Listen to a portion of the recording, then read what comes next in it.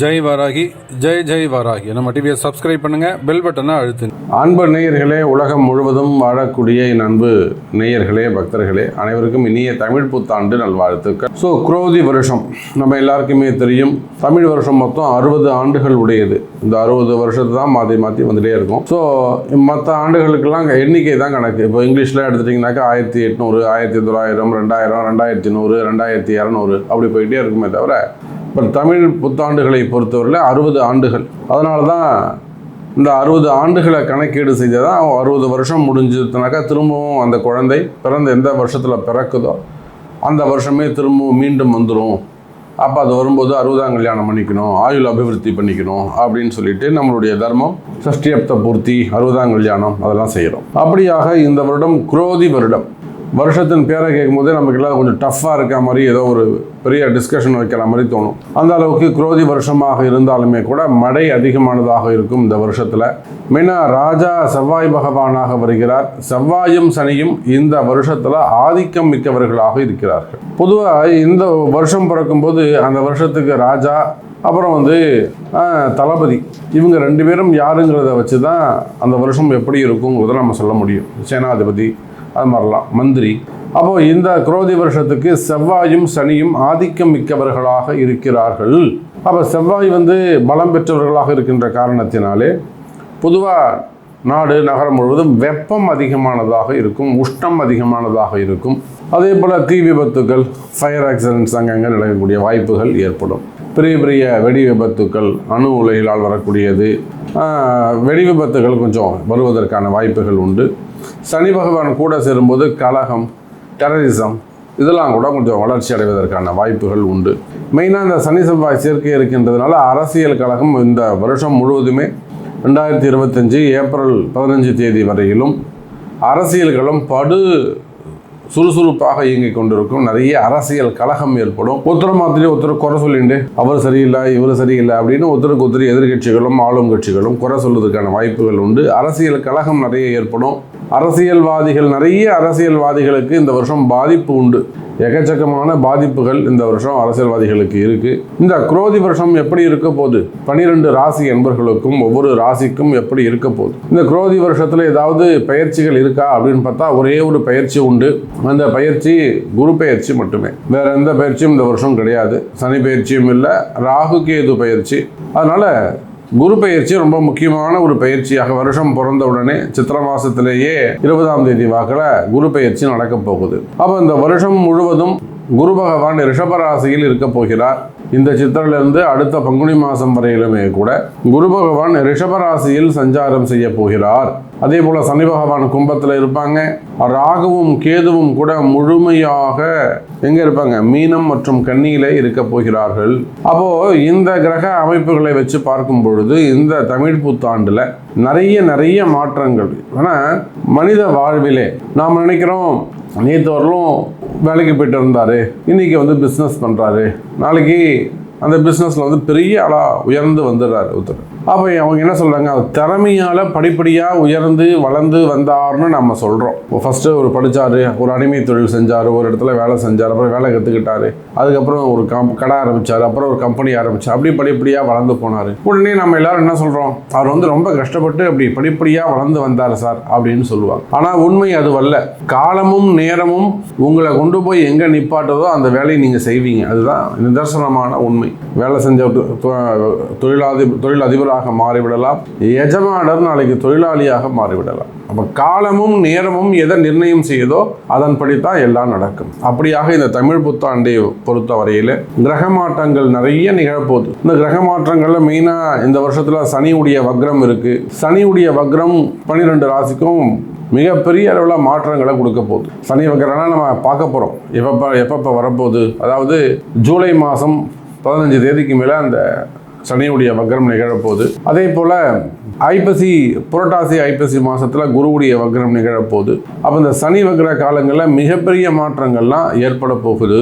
அப்போ இந்த வருடம் முழுவதுமே கூட 2024 ஏப்ரல் 14ஆம் தேதி முதல் 2025 ஏப்ரல் 14 தேதி வரை இந்த ஒரு வருட காலம் இந்த கிரக அமைப்புகளை கொண்டு, ரிஷபராசி குரு இருக்கிறாரு, கும்பத்தில் சனி இருக்கிறாருன்னா இந்த கிரக அமைப்புகளை கொண்டு என்னவெல்லாம் நடக்க போகுது, குறிப்பாக உங்கள் ராசிக்கு என்ன நடக்க போகுது, என்னெல்லாம் மாற்றங்கள் வரப்போகுது அப்படிங்கிறத பார்க்க போகிறோம். வாருங்கள் தமிழ் புத்தாண்டு ராசிகளை பார்க்கலாம். அன்பார்ந்த தனுசு ராசி நேயர்களே, தனுசு ராசி நேயர்களே, இந்த தமிழ் புத்தாண்டு குறிப்பாக இது நாள் வரையிலும் உங்களுக்கு ராசிக்கு 5ஆம் பாவத்தில் இருந்து 5, 9 இருந்த குரு பகவான் இந்த தமிழ் புத்தாண்டில் நான் பதிவின் தொடக்கத்தில் சொன்னேன். 4 கிரக அமைப்புகள் சொன்னேன், பெயர்ச்சிகளை பற்றியும் சொன்ன. ஒரே ஒரு பெயர்ச்சி இருக்குது, அதுதான் இந்த குரு பெயர்ச்சின்னு சொன்னேன். அப்போது கிரக அமைப்புகளை பொறுத்தவரையிலே தனுசு ராசிக்கு எப்படி இருக்குது? 5ஆம் பாவத்தில் இருந்த குரு பகவான் 6ஆம் பாவத்துக்கு போயிட்டார். உங்கள் ராசிநாதன் 6ல் மறைவு, 4-10 ராகுவும் கேதுவும் இருக்கிறார்கள், 3ல் சனி பகவான். அப்போ தனுசு ராசி அன்பர்களே, எல்லா வகையிலும் எச்சரிக்கையாக நடந்து கொள்ள வேண்டும், பல வகையிலும் எச்சரிக்கையாக நடந்து கொள்ள வேண்டும். காரணம் என்னன்னு கேட்டிங்கன்னா, கிரக அமைப்புகள் எதுவும் சாதகமாக இல்லை. அப்போ உங்களுக்கு ஏதாவது ஒரு நன்மை நடக்கணும் அப்படின்னாக்கா உங்கள் பிறப்பு ஜாதகம் உங்களுக்கு உதவி செய்ய வேண்டும், அங்கே தான் ஹெல்ப் வேணும். அப்போ as per your birth chart, உங்கள் பிறப்பு ஜாதகத்தில் கிரக அமைப்புகள் இதேனும் இந்த மாற்றங்கள் உங்களுக்கு ஃபேவரபுளாக இருக்குமே ஆனால் அப்போ அதில் நன்மை நடப்பதற்கு வாய்ப்புகள் அதிகம் உண்டு. இந்த ஏப்ரல் மாதத்திலிருந்து அடுத்த ஏப்ரல் மாதம் வரையிலும் இந்த தமிழ் புத்தாண்டுக்கான காலத்தில் தனுசு ராசி என்பவர்கள் கொஞ்சம் எச்சரிக்கையாக நடந்து கொள்ள வேண்டும். ஒரு 60% வரையிலும் இந்த தமிழ் புத்தாண்டு உங்களுக்கு 60-70 கூட வச்சுக்கோங்களேன், 70% வரையிலும் இந்த தமிழ் புத்தாண்டு உங்களுக்கு நன்மையை செய்கிறது.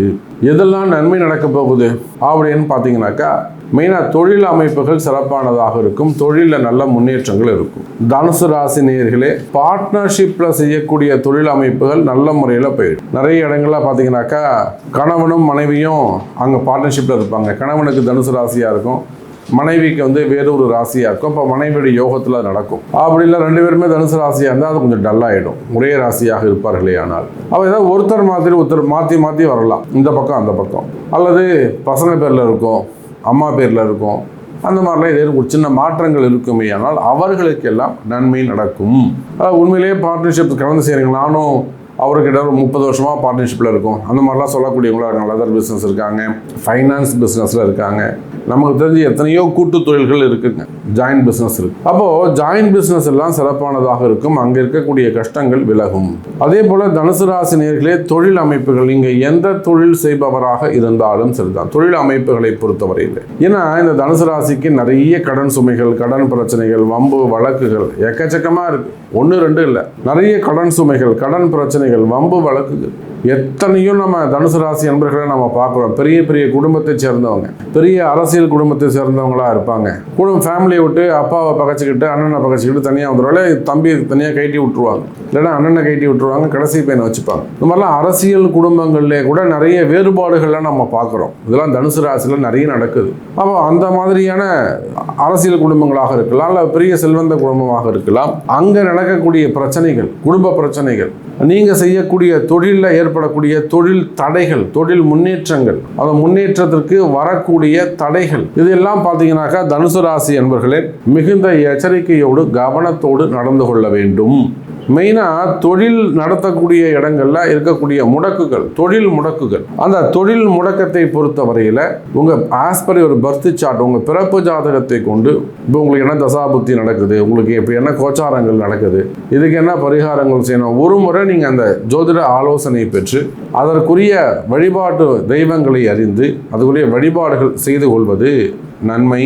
சரி, இந்த கடன் சுமை தீருமா சாமி, அல்லது வம்பு வழக்கு தீருமா? தனுசு ராசி என்பர்களே, இந்த தமிழ் புத்தாண்டால் உங்களுக்கு நடக்கக்கூடிய நன்மைகள் என்ன அப்படின்னு பார்த்தீங்கன்னாக்கா, உங்களுக்கு இருக்கக்கூடிய கடன் சுமைகள் குறையும். இது ஃபஸ்ட்டு சப்ஜெக்ட். கடன் சுமைகள் எப்படி சாமி குறையும்? எனக்கு 40 கோடி இருக்குது, எனக்கு 8000 கோடி இருக்குது அப்படின்னு சொல்கிறீங்கன்னு வச்சுக்கோங்க. 6ல் இருக்கக்கூடிய குரு பகவான் உங்கள் ராசிநாதன் 6ல் இருக்கார், சுக்கிரனுடைய வீட்டில் இருக்கார். அப்போ நிச்சயமாக உங்களுக்கு நீங்கள் எவ்வளோ பெரிய கடன் சுமைகள் இருந்தாலும், ஏமாற்றமாக இருந்தாலும் கடன் சுமைகள் குறையும். இது ஃபர்ஸ்ட் சப்ஜெக்ட். 2வது, எதிரிகளுடைய தொந்தரவு, தொழில் போட்டியாக இருக்கலாம், தொழில் எதிரிகளாக இருக்கலாம், அல்லது குடும்ப பிரச்சனைகளாக இருக்கலாம், குடும்பத்தில் உறவினர்கள் எதிரிகளாக மாறிவிடுவதாக இருக்கலாம், ரொம்ப க்ளோஸ் ரிலேஷனாக இருக்கும், அவங்களே உங்களுக்கு அகைன்ஸ்டாக மாறிடலாம். அக்கம் பக்கத்தில் இருக்கக்கூடியவங்க, பக்கத்து இடத்துக்காரங்க, அல்லது வேலை செய்கிற இடத்துல இருக்கக்கூடிய பிரச்சனைகள், வேலை செய்கிற இடத்துல இருக்கக்கூடிய எதிரி, உங்களுடைய ஹையர் ஆஃபீஸராக இருக்கலாம், அவங்களோட கீழ் கிரேடில் லோ கிரேடில் இருக்கவங்களா இருக்கலாம், கூட வேலை செய்கிற குலிக்ஸாக இருக்கலாம்.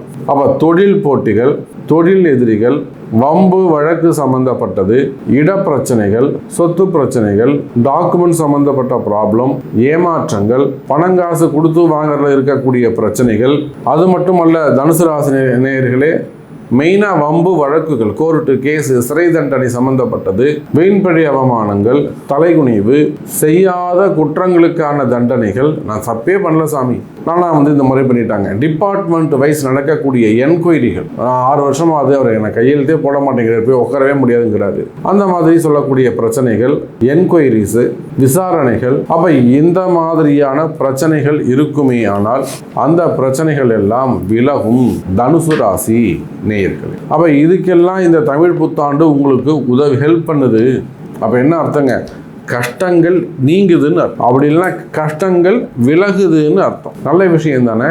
அப்ப தனுசு ராசி அன்பர்களே, நீண்ட நாள் கஷ்டங்கள் விலகும், நீண்ட நாள் கவலைகள் விலகும். குறிப்பா தொழில் போட்டிகள், தொழில் எதிரிகள், மெயினா எதிரிகளால் வரக்கூடிய பிரச்சனைகள். இன்னும் ஒரு படி மேலே போய் சொல்லணும்னா, எனக்கு தெரிஞ்சு ஒரு பெரிய மடாதிபதி, ஒரு ஆன்மீக பெரியோர்கள், அவங்களுக்கு கூட அந்த செய்வினை கோளாறுகள், மந்திர உச்சாடனம் தான். அப்போ அந்த மாதிரி எதிரிகளுடைய தொந்தரவுகள் இருக்க தான் செய்யுது. அப்போ தனுசு ராசி நேயர்களே, அந்த மாதிரி செய்வினை கோளாறுகள், மன பயம் இருக்குமே ஆனால், மாந்திரிக தோஷங்கள் இருக்குமே ஆனால், குடும்ப பிரச்சனைகள், வசியம் சம்பந்தப்பட்டது, அந்த மாதிரியான பிரச்சனைகள் இருக்கு. தொழிலில் கூட இருக்கலாம். அது ஏன் இட பிரச்சனையாக கூட இருக்கலாம், இடதோஷமாக கூட இருக்கலாம்.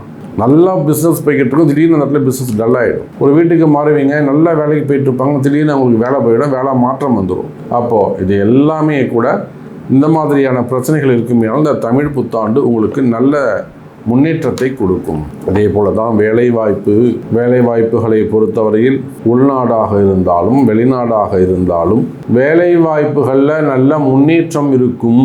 தொடர்ந்து வேலையில் சிறந்து விளங்குவீர்கள். வெளிநாட்டில் ஒர்க் பண்ணக்கூடியவங்களுக்கு விசா சம்மந்தப்பட்ட பிரச்சனை அல்லது இமிக்ரேஷன்ஸ் ப்ராப்ளம், அந்த மாதிரி ஒரு என்கொயரி இருக்குமே ஆனால் அதெல்லாம் கிளியர் ஆகும். திரும்ப என்னை கண்டினியூ பண்ணுவாங்களா, கம்பெனியில் ரினிவல் பண்ணி கொடுப்பாங்களா, அந்த மாதிரியான கேள்விகள் இருக்குமே ஆனால் பயம் வேண்டாம் தனுசு ராசி நேயர்களே.